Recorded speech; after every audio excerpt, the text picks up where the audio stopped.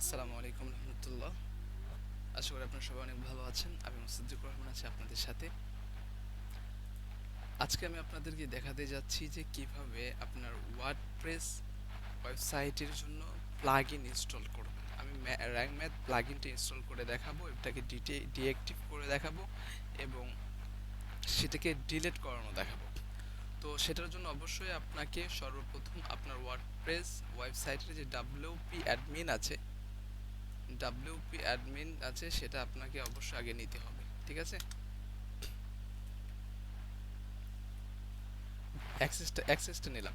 So অ্যাক্সেসটা নেওয়ার পরে আপনাদের সামনে এইরকম একটা ইন্টারফেস আসবে, বা অন্যরকমও আসতে পারে।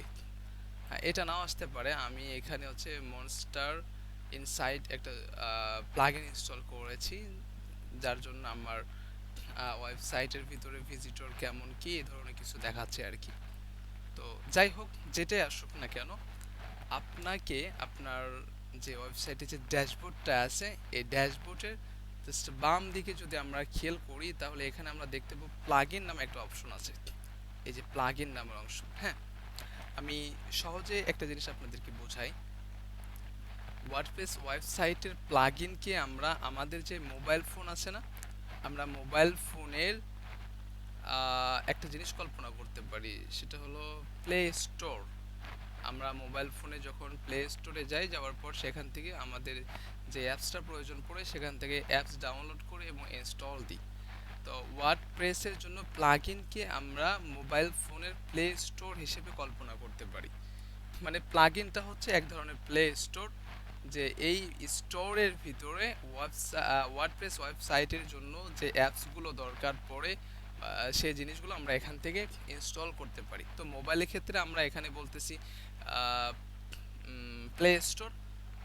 ওই একটা একই রকম জিনিসই ওয়ার্ডপ্রেস বা ওয়েবসাইটের জন্য আমরা বলবো প্লাগইনস। তো প্রথমত আমি প্লাগইনে এখানে ক্লিক করব। ক্লিক করার পরে আমরা দেখতে পাবো এখানে ইনস্টল প্লাগইনস আছে।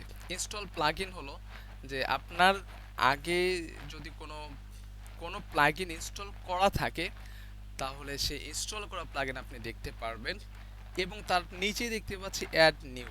তার মানে এই অ্যাড নিউ যদি আমি ক্লিক করি, তাহলে আমার কাছে প্লাগইন ইনস্টল করার একটা অপশন আসবে। আমি এখানে ক্লিক করলাম, ঠিক আছে? এখন ক্লিক করার পর যে ড্যাশবোর্ডটা আমরা দেখতে পাচ্ছি, দেখেন এখান থেকে কই কই গেল,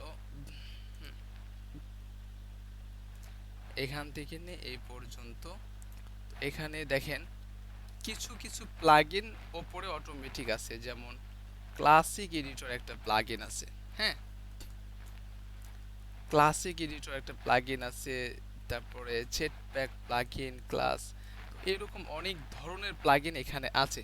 তো আমরা তো সবগুলো প্লাগইন তো ইনস্টল করব না, তাই না? আমাদের যে প্লাগইনটা দরকার সেটা ইনস্টল করব। তো আমি চাচ্ছি যে এই মুহূর্তে র্যাঙ্ক ম্যাথ যে প্লাগইনটি আছে সেটা ইনস্টল করব। তার জন্য এখানে সার্চ প্লাগইন যে অপশনটা আছে এখানে ক্লিক করব। তারপর আমি লিখব আমার যে প্লাগইনের নামটা